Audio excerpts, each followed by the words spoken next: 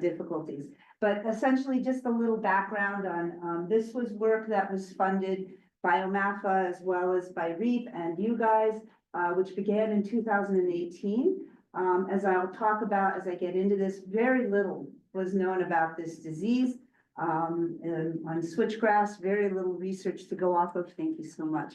And so then, of course, COVID hit, and so that, of course, created its own difficulties. So it's been a bit of a long road. It was a bit of a long road for Clyde, and so, but he persevered, and we were really happy that he was able to get this work done.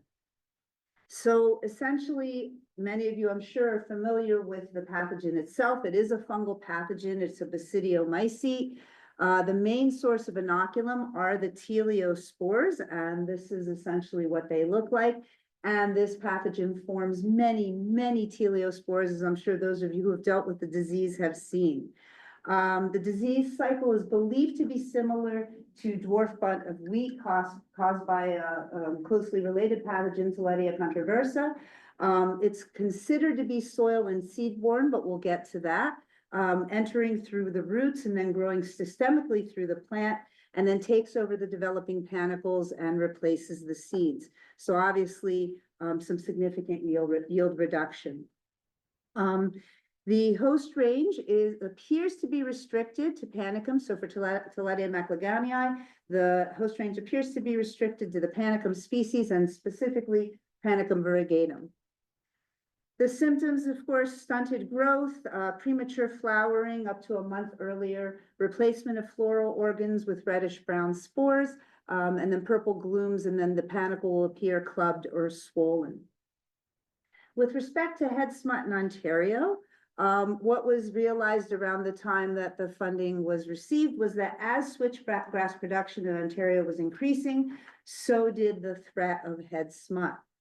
And very little information on the relationship was, and quite frankly, still is known. There was no information on smut incidents in Ontario fields at the time, and no information on susceptibility of cultivars to head smut.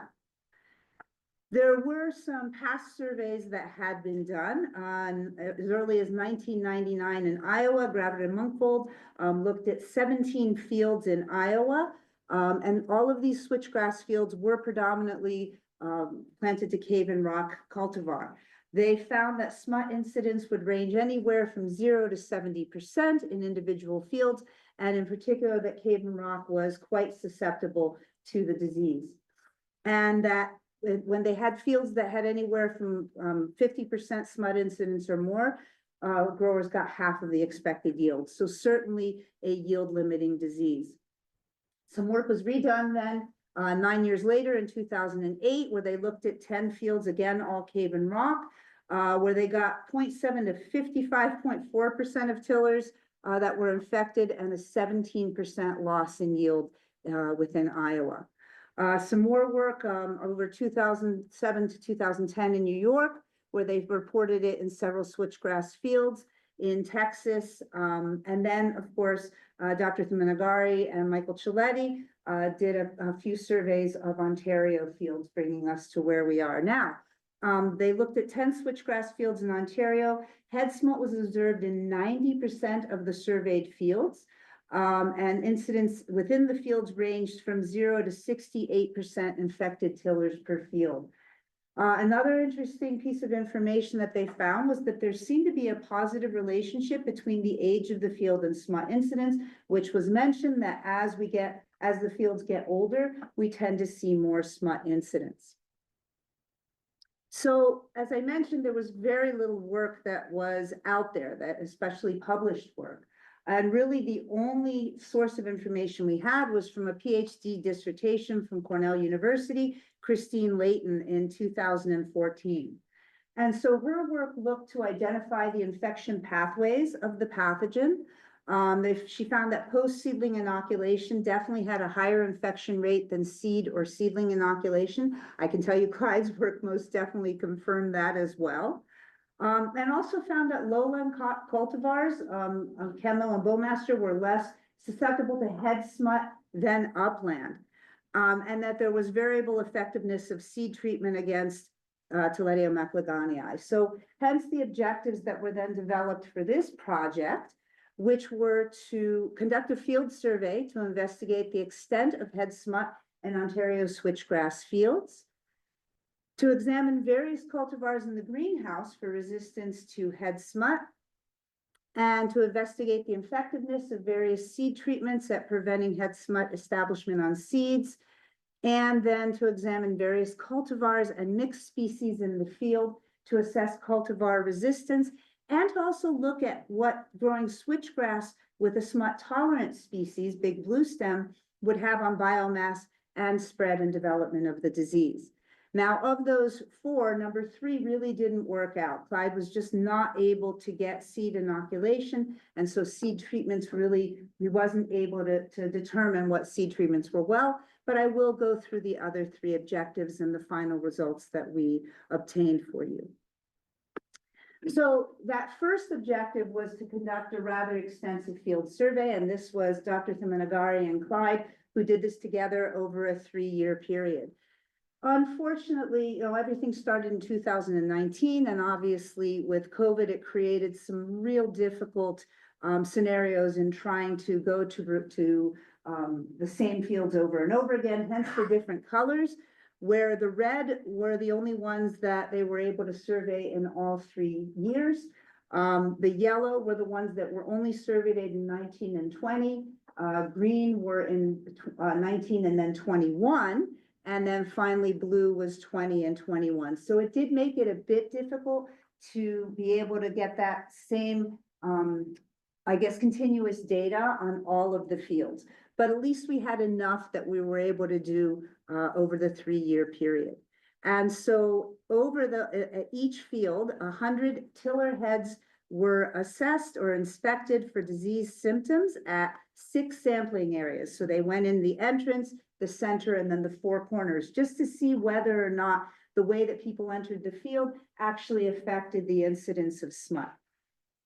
Smut incidence was considered the percent of smutted tillers out of an observed number of tillers, so not necessarily what we call severity or the extent to which each tiller was smutted. It was really a yes or a no. So each tiller that they inspected, whether or not it had smut or it didn't. And they identified it based on disease symptoms that were described in Christine Layton's dissertation. So this is the only one that I'll present all 3 years because I know that time is a bit limited. But it's good to see how things changed over time. So these were the results over those 14 fields in 2019. So smut incidence, again, the percentage of tillers out of an observed number of tillers. The smut incidence ranged anywhere from 0 to 80% that we saw of infected tillers, and 2 of the fields had greater than 50% smut incidence. So remember, that meant potentially half of the yield that would have been expected. So it's important to remember that value. 2020 was a bit difficult because again, there were many fields that they weren't able to assess. But still, although less than 2019, maybe due to weather conditions, but still 2 fields again having greater than 50% smut incidence. And then finally, 2021, again, incidence ranged from 0 to 70%, but only 1 field that was found with more than 50% smut incidence. But part of that is because one of the most highly infected fields wasn't able to be assessed in this year. So with all of that, Clyde was still able to put together some trends, and in particular, able to confirm the results that Dr. Tilletia and Michael Tilletia had found in 2018, which was that as we had older fields, so as the age of the field was greater, and I'm realizing you guys aren't seeing my pointer. I think now we've got it. Great. So as the age of the field increased, as did the incidence of smut. So still, as you guys have mentioned, if you have observed as well, we were able to confirm that indeed that positive relationship did exist. So a summary of the field survey: smut incidence was greater than 50% in 2 of the fields, and in the 2 of the years that we were able to assess the same fields. And absolutely that the age of the field did correlate to smut incidence. And what was found that it took about 4 or 5 years to start seeing head smut. and that incidence would increase until 8 years, and then maybe started to see a decline. And my hope is to have a little bit of time after my talk to actually ask you guys what you're seeing, because that's the most important, is what are you actually seeing in the field yourselves? So that takes us to the second objective, which was to try and assess resistance of various cultivars to head smut in the greenhouse. Now, an important thing to consider here is that there was really no information out there about how to artificially inoculate switchgrass plants. So a lot of time that Clyde spent on this was really trying to develop methodology to actually be able to inoculate, to actually use these teleospores. So teleospores were collected from the fields where the surveys were done. And then Clyde's job was to try to spend a good bit of time actually trying to inoculate the greenhouse grown cultivars. So there were 9 cultivars of switchgrass plus Prairie View Big Blue Stem. All of these were provided by REAP, by Roger Sampson. And so we were trying to look at some newer cultivars to be able to see whether or not we'd see any resistance. So inoculated again using the teleospore suspension, and then assessed for both smut incidence and smut severity. So incidence being, was smut present, severity being how many of those tillers within the plant, so the extent of it. I'll really only be showing you the incidence data, again, in the interest of time. But yeah, Clyde had to take a good bit of time, in particular determining how many teleospores were needed and the best way to actually inoculate. So a good bit of time was spent on that part of it. So, he had multiple concentrations of teleospores that he looked at over a period, and then multiple, the plants that were actually grown in which he then inoculated. So he was able to get successful inoculation, and that was pretty exciting because it took a while. It took months to close to a year for him to actually be able to get that data. So it was quite exciting when he was actually able to get smutted fields. I know using the term exciting about getting a disease, not so great in a room full of growers, but as pathologists, we do get very excited when we can actually artificially inoculate, and in particular with an obligate parasite like Tilletia. So what those greenhouse results showed us, first of all, this was over 3 separate trials, is that we had a great deal of variability. So very rarely did we see consistent results from the first trial to the third. Unfortunately, what was consistent is that we were able to absolutely show that Big Blue Stem was indeed immune or resistant to this pathogen. So never did we ever get any smut showing on Big Blue Stem. And this was even after Clyde had damaged the crown. So he actually had injured the crown, and that's how he found that inoculation worked best. So even with injuring the crown, we saw nothing. And that for the most part, we got infection with cave and rock, as would have been suspected based on previous work that suggested that it was quite susceptible. That said, we were able to look at some of this variability and note that there were some cultivars that did seem to consistently show more disease than some of the others. But the exciting work was more so that we also saw some cultivars that consistently got less of the disease over the course of the trials. And so maybe some promising information there.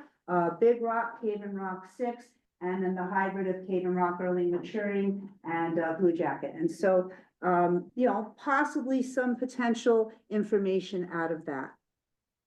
As far as severity, noticed, again, the results were a bit inconsistent, but we did see some of the same cultivars that seem to have the highest severity. And once again, we saw some reduced severity on the ones we had seen that also had reduced incidence. So again, maybe nothing earth-shattering, but certainly a start to maybe we're seeing something with respect to some potential, at least the reduced susceptibility, if you will, maybe not to the point of resistance. One thing though was that all switchgrass cultivars seemed to be susceptible. So no cultivars at all had 0 incidence or severity. But we did see some differences. And so Chippewa Summer and RC High Tide and Cave and Rock 3 consistently seem to have more disease development than the cave and rock. But Big Rock, Cave and Rock 6, Cave and Rock early maturing, and Blue Jacket did seem to be less susceptible. So again, some promising results potentially. Which brings me to the fourth and final objective, which was trying to look at some of these cultivars in the field. And really the idea behind this was to see, first of all, how are they going to react in the field? What kind of yield are we going to get from these cultivars? But also, could we potentially mix some of these cultivars with Big Blue Stem, knowing that it was resistant? And would that affect yield, and would it potentially reduce smut? Now, as you can probably imagine, based on what you've encountered, what you've observed, and what we've talked about, that the big issue, if you will, with this study was that we planted these from seed, which meant that the chances of our actually seeing smut within the timeline of this study were going to be very small. We did know that it was going to take 4 to 5 years to see this disease. So in truth, unfortunately, this ended up becoming more so an agronomic study rather than a pathology study, because we never did get the disease. But again, I think that was expected. But at the time that this was all designed, I don't think that we had any confirmation that the disease didn't appear until later on. That said, we were still able to get some pretty good information. And so we established 2 different fields, one in Elora, one in Simcoe. So this just shows you what the fields looked like. All of these with the various different cultivars we had received from REAP. And so here's Dr. Thimanagari. One of the data points that we looked at was height. And then we also looked at dry weight. And so this is just a fun picture that Clyde likes to show of just the van absolutely filled with the cuttings, the clippings from this. And so here we are mowing them down. And then here's Clyde. Again, this was during COVID, so everybody wearing their masks, but here's Clyde in the middle of his fields, and just continuing with some of the work that was done. So I'm only presenting the 2021 data. Obviously they did get higher over time, but I think the final data was really maybe the most important to take a look at. And so, you know, we don't see a great deal of variability. I'm sure you guys have seen enough presentations. You're familiar with the fact that what we look for is if we have different letters associated with each data point, it suggests that it's a statistically significant difference. So we did see some statistical differences in some of these cultivars, but for the most part, there wasn't a great deal of difference.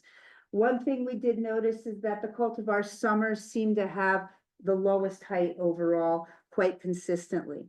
But what we also saw was that we had some of these cultivars that actually did quite well. And what we were really comparing everything to was the Cave and Rock, the standard that was being grown. And could we see some of these new cultivars with the same height and then ultimately the same dry weight as we would expect from Cave and Rock? And so we did see a few that seemed to be pretty promising. And then the other thing was, if we looked at the ones that we combined with the big blue stem, would it affect their yield? Would it affect their height or potentially their yield? And so really there was no real difference between the switchgrass ones when they were grown by themselves or when they were combined with the big blue stem. So that suggested that there was this possibility to perhaps mix them without potentially losing biomass. When we looked at dry weight, again, we saw some that were relatively promising, both in Simcoe and Elora, but we also saw similar results that we had a few that were just consistently lower in dry weight as they were in height as well.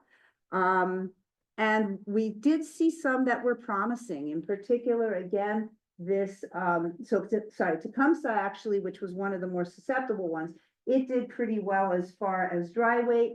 And then we had a number of them that were pretty similar to Cave and Rock in our Elora site. Once again, we also saw that growing them in a mixed stand really didn't affect biomass, which I think was pretty exciting. So what we saw was that Summer and Tecumseh often tended to be the lowest in height and in particular, summer in yield, not necessarily Tecumseh in yield, but it was one of the lowest in height. Cave and Rock 6, our hybrids, in particular, Cave and Rock early maturing and Blue Jacket and Cave and Rock were the highest in both height and yield. So some promising cultivars there, and that there was no difference in the switchgrass measurements, both in height and yield, between the mixed plots with the big blue stem and when they were grown by themselves. So potentially an exciting practice that might be recommended. So the overall conclusions of the study, of the 15 fields from that survey, 2 had smut incidents that were greater than 15%, at 50%, and that we did have smut present in almost all of the fields that were assessed. The age of the field, once again, did correlate to smut incidents, taking about 4 to 5 years to show up, but then maybe starting to decline after about 8 years. And from the work that Clyde did in trying to determine the best way to inoculate, it seemed that actually injuring the plants above the crown, so perhaps injury might play a role in infection. That injuring did result in higher infection rates. And then there was the question, which was one of the questions that Christine Layton was trying to answer in her dissertation, was, is it seed-borne? And the question was, does the pathogen actually infect the seed? Clyde was never able to actually get it to infect the seed. So we really do question whether that was, whether that is a route of entry. And so that then also questions the efficacy of seed treatments. So something to think about as well. And all switchgrass cultivars showed some degree of susceptibility to head smut. And as far as our field trials, the same cultivars seem to be consistently higher in height and yield, in particular Cave and Rock 6 and the hybrid Cave and Rock early maturing and Blue Jacket, which coincidentally or interestingly were 2 of the ones that we tended to see to have lower severity and lower incidence in the cultivar trials in the greenhouse. So we do believe that maybe we could recommend these as some newer cultivars that could potentially be used to get some of the same yield that you would get with Cave and Rock, but theoretically get less smut. Again, something we weren't able to assess because the project ended in 2022, and so we never really had smut out in the field. So that's it from my end. I'd like to acknowledge, well, this is Clyde acknowledging his advisory committee, but of course, Dr. Mahendra Thimanagari, who was so helpful throughout this project, and then Drs. Mary Ruth McDonald and Eric Lyons, who served on Clyde's advisory committee. We had amazing assistance in the project from technician John Watson, as well as Dr. Sean Kennelly, who was one of the advisors on Christine Layton's dissertation. So we were able to track him down because, like I said, it was the only source of information we had on this disease. And he was incredibly helpful in deciphering some of the results that Christine had gotten in her dissertation, and also to help us with developing some of the methods with respect to some of the greenhouse trials. And then of course, Roger Sampson from REAP for so much help in helping with the recommendations on this project, and of course, in providing the cultivars. The Elora and Simcoe Research Station staff were absolutely amazing. And then, of course, none of this could have happened without the funding and support from OMAFA, REAP, as well as you guys, the Ontario biomass producers, for financial assistance, but also, in particular, all of the growers who collaborated and allowed us onto your fields.